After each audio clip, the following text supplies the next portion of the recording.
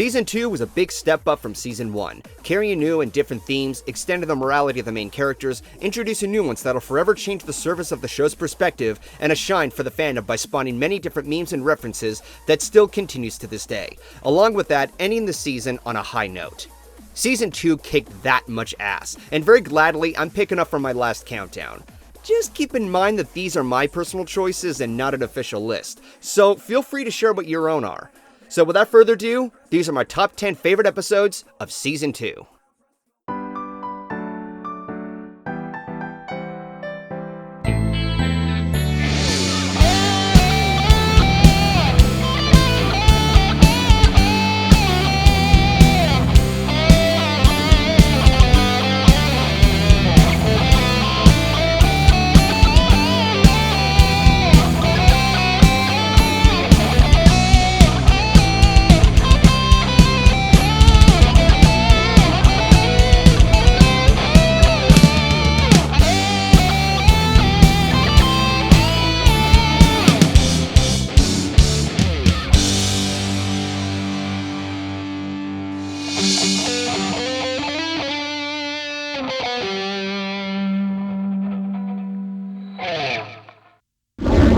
Number 10. Ponyville Confidential. This is an episode I think is very underappreciated. What follows is the CMC participate to the full free press and publish gossip articles under the name of Gabby Gums. What follows here is the subject matter of business advantages, privacy invasions, and the overall aftermath of gossip.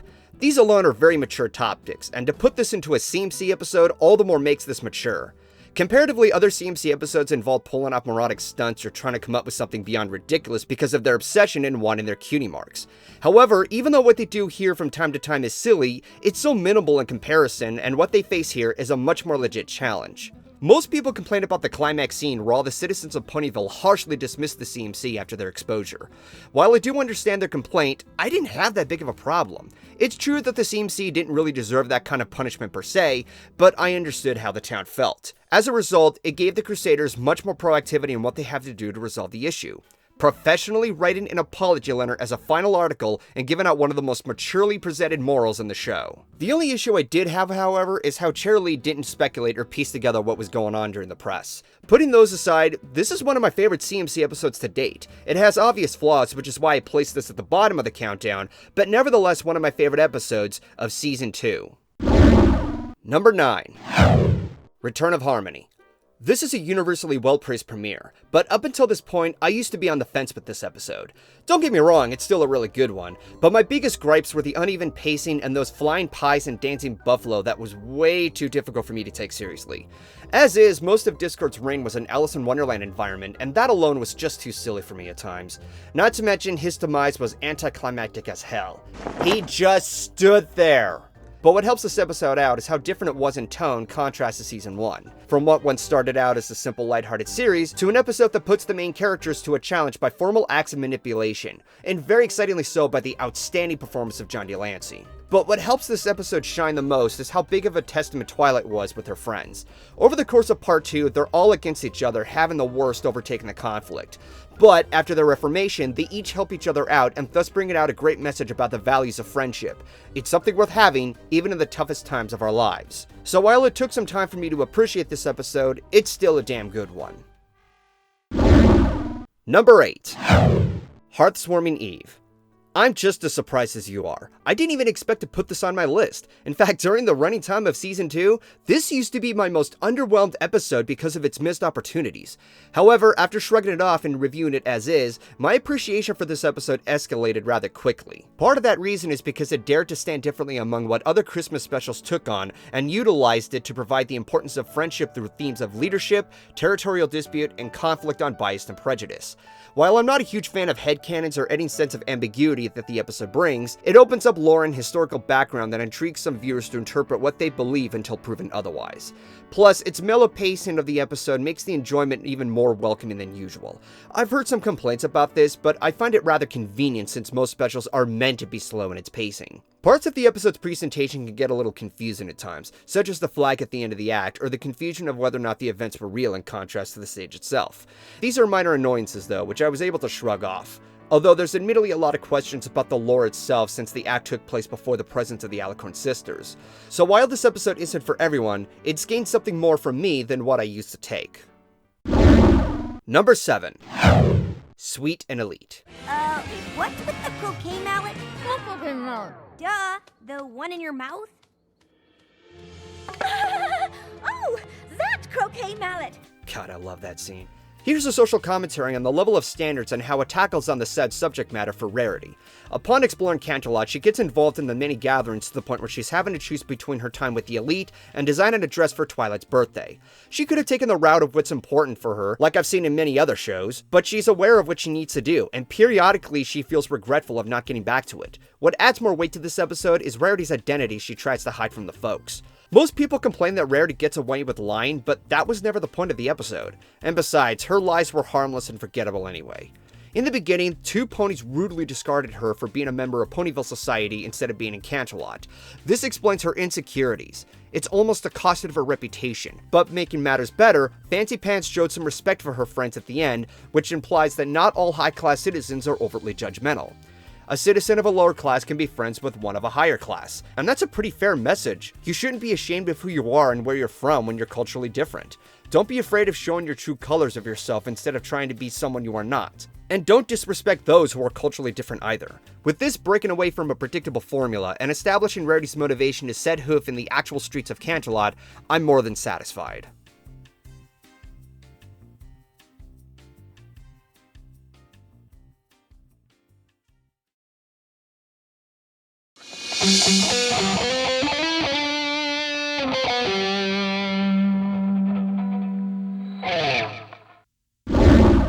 Number 6. Read It and Weep. This one touched on me personally. When I was a kid, I hated reading. When I was older, I hated reading. To this day, I still hate reading. It's an unfortunate mentality that I've been living with, and it hasn't gotten any better over the years. But if this episode were to be shown to me as a kid, chances are I wouldn't hate on it as much. Putting aside my personal disclosure, Read It and Weep was about giving something a closer look before making any judgment, at the expense of teaching viewers the values of reading. As an added treat, we're given two subplots, one with Dash's turmoil, and what goes on in what Dash reads. The Daring Do story doesn't add much, except provide a lot of action and a huge homage to Indiana Jones. This alone breaks away from being a show for girls, and because Dash is entertained by it so much, she fears in confessing it to everyone else because of how she judged reading beforehand. This I was able to connect with on many occasions. There have been times when I jumped the bandwagon and expressed no interest in something, whether it was a video game or a movie. Upon giving it a chance, however, I felt like a jackass, and that was never a good feeling. This puts some weight on Dash's level of discomfort in this episode, making the subject matter more relevant as she gets desperate in the later half, and then having to spill the beans at the end. On a similar note, many have compared this to being a brony where most viewers didn't give the show a chance. While I don't agree with that, I can see why so, as it further proves the context I mentioned. Overall, it's a nice episode that keeps two ends of a story well paced with a well-opened message. Boo! Number 5. Sister Who's Social. This is an episode I think anyone with a sibling can connect with, including myself. Sibling relationships aren't easy to deal with. Adding insult to injury, the media makes the narrative of a sibling relationship unfairly one-sided. To a younger sibling's point of view, they picture the older sibling as a bully, but to the older sibling's point of view, they picture the younger one as an annoying brat. Sister of Social balances both ends very well, and you can understand both situations they're dealing with. From Rarity's perspective, I can understand her frustrations, but the realization of how much she unexpectedly mistreated Sweetie Belle was one of the most touching and downright heartbreaking moments with her regrets. Sure, it's over the top, but it still works. On the other hand, I felt a much bigger connection with Sweetie Belle, and the amount of time she's been rejected by Rarity. She tries doing favors for her, only to be scolded afterwards for something she didn't know anything about. Sweetie Belle was just basically trying to have fun, and after going her separate ways, she almost feels alone and different apart from Applejack's connection with Apple Bloom. This happened to me during my younger years. I will admit that I was a very silly and naive kid, but when I tried doing something for my older brother, I didn't get that much appreciation. However, he was willing to protect me over the years, especially from any high school bullies, and despite our separate ways, we respected each other. Sibling relationships are a challenge, and this episode delivered that topic very realistically. It tugged my heartstrings when seeing both Rarity and Sweetie Belle get together again. I love this episode, and I would recommend this to anyone who's been dealing with sibling problems in the past, because in the end, when dealing with siblings, you still love them deep down. Number 4. A Canterlot Wedding. Holy crap, what a way to end the season. A Canterlot Wedding was such an epic finale that broke boundaries of what the original series stood for. Who would think that a highly advertised finale about a wedding would have twists and turns, Disney-esque musical numbers, and some unexpected action? Especially for a show that starred candy-colored equines, that says a lot. From what I thought was going to be a silly wedding rehearsal gone wrong, went a completely different direction and blew me away. There's no denying that Luna's absence in the narrative was pretty far from being solid, and many people are picking up the plot holes, but in all honesty, I'm not bothered by them. I'm one of those who are not upset about having shining armor and Princess Cadance being introduced so late without having any prior mentioning of them. Judging the episode on its own, I still found it very engaging. It was sharing a little bit of family history for Twilight, and that's okay enough in my book. Queen Chrysalis was a fun villain with her manipulation and leading her invasion. It was a mature presentation to a young audience, and it played with our expectations. Yes, there are plot holes that aren't fully explained. Undeniably, anything that has a lot of attention is in all likelihood going to get a backlash. However, I'm one of those who look into narrative structure and see what's important and necessary. And for A Canterlot Wedding, the story was just fine. It had a lot of ambition, raw emotions, and character interactions that can appeal to a neutral audience. It was a breathtaking experience that took us by surprise. In the end, I was content with what it was, and it felt like I was partying with the characters during their dance at the end. It ended Season 2 on a strong note that had us anticipate for the next season.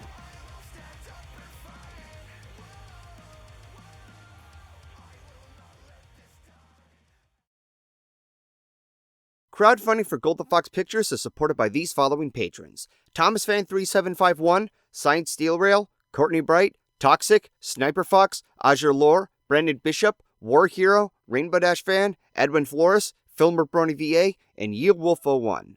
Thank you all very much for your support. For any future projects you would like to know what I'm working on, support me on Patreon and anticipate any blog entries for sneak peeks, schedule releases, what's in the works, and what's even on my mind. Links down in the description.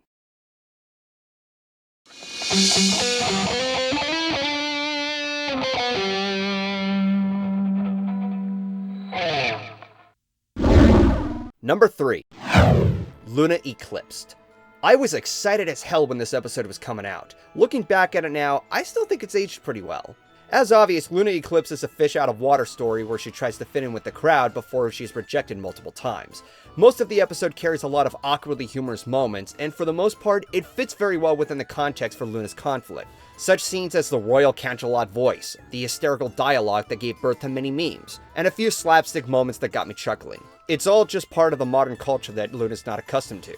Unlike other cringe moments, this one was a lot more natural. Most people didn't like Pinkie Pie making things difficult for Luna by perpetuating her as a monster, just like when I had issues with her in Philly Vanilli. Personally, I thought this was handled a lot better. Major difference being that she was actually touched on instead of being ignored. And as a bonus, she gave Luna a better chance to regain her reputation to everyone. Pinkie was just embracing the holiday, but even then she was willing to be friends with Luna. Furthermore, I found Pinkie hilarious wearing that chicken suit, and oftentimes literally acting like one. She plucks at her candy, squeaks in fear, and even laying an egg after screaming and taking off in the alleyway. That still gets me. A nice touch of the episode is having Sakura participate to the celebration of Nightmare Night, and expand in the lore of Equestria. The visuals are very stylish, giving you that Halloween atmosphere by a darker palette, and giving the citizens various costumes to wear. I can imagine how much fun the animators had when designing these outfits, though I wasn't keen on the mayor's clown suit.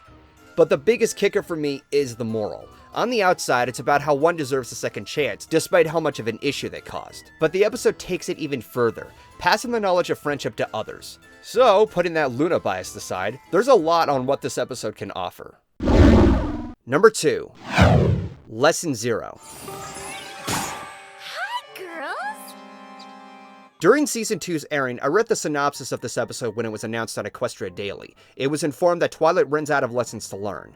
Considering how formulated Season 1 was with their morals, I was excited as hell, wanted to know where the series was going to go afterwards. Not only did it dare to tackle on that matter, but it embraced it with a bang. The episode stepped away from what was once calm and kid-friendly to just downright madness. But the insanity wasn't just there for laughs. It was relatable to the audience in regards to those moments in life where you have a short amount of time to finish something that you waited at the last minute of, like studying for a final exam, preparing for a school project, or when you're late for work. This kind of situation makes everything sympathetic towards the turmoil Twilight faces. In addition, Spike is played out very well as a guidance, and it's a shame that we don't see that kind of role very often. Unfortunately, many people have complained that the rest of the main six never bothered to help Twilight's issue, assuming it wasn't that big of a deal. But that's what supports the episode's moral. At the end, after Twilight's brought forth by Celestia for a talk, the main six immediately become regretful for ignoring her. They step up and defend Twilight, begging to keep her and admitting their own fault. And as a returning favor, Celestia leaves the rest of the main six to learn and write the lessons themselves. This alone changes the format. Instead of just having Twilight learn lessons, it's now up to the main six to learn. And to the icing on the top, it adds a moral itself that you shouldn't take things too seriously. But you should also get a better understanding from another friend's problem instead of ignoring them. Everyone has problems, and while they may not be the biggest ones, there's still problems no less that need to be solved. This episode was risky, it was nuts, but it widened the scope of the show. So what could top this? What is my #1 favorite episode of the season? What is it that brings me back to watching it again? Well, I'll tell you this much in advance, it is also my favorite episode of the entire show. So, without further ado, let's get to it. #1, Hurricane Fluttershy. Fluttershy, wait! So some punks poked a little fun at you when you got stage fright. Big deal. You aren't gonna go quit just because of that, are you? Yes! But I need you! I'm sorry, Rainbow Dash. I just don't have the courage right now.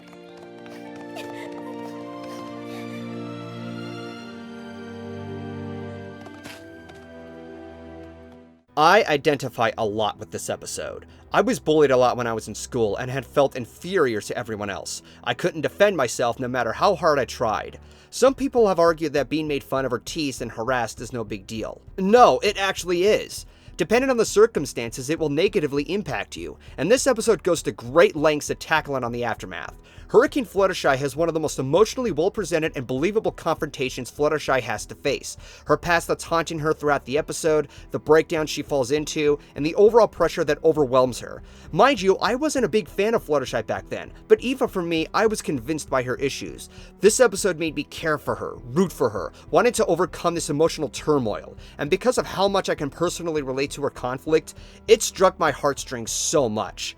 As an added bonus, Rainbow Dash was portrayed excellently. Her prime motivation was to break the tornado record and provided water supply for Cloudsdale and impress Spitfire. But at the same time, she had feelings for Fluttershy. When talking to her, she held back any frustration and provided the utmost care and support. And when it was said that some of the members got a flu and there wasn't enough Pegasi for the tornado, let alone breaking the record, did she stop? No. She did what she needed to do. It's one of those times where she remains loyal for good reasons instead of making her out to be arrogant. This proves you don't always need unlikable characters to make the conflict. The conflict here relies within Fluttershy herself. It's the kind of conflict that everyone has to face within themselves, and it's not an easy task. The moral of the episode implies that a little bit of something can make a big difference, but when watching it more, there's a lot more that I can take from. Fluttershy had a personal past overwhelming her. She tried her hardest to step up, only resulting in remaining inferior. And that happens sometimes. You try your hardest and you still don't succeed. But even then, you don't stop. You get back on your feet and you continue where you left off. It's a cliche story that I've seen done before, but it's never gotten old to me because that kind of conflict still has relevance today. So when she did succeed at the end, I couldn't find anything more satisfying other than shouting my cheers out for her. This was an episode that I can watch and adore every minute of. It's an episode that knew when to take itself seriously and how well it can point out personal issues that I'm sure anyone can connect with. There's no denying that we all have our personal problems in life, but when you face them and you feel you can't overcome it, look back at this episode and think to yourself, if Fluttershy, a character with anxiety and shyness, can overcome a challenge in life that questions her mentality, then so can you. Hurricane Fluttershy has so much to offer, making it not only my favorite episode of Season 2, but my overall favorite episode in the entire show. So until next time, this is GoldenFox, and take care.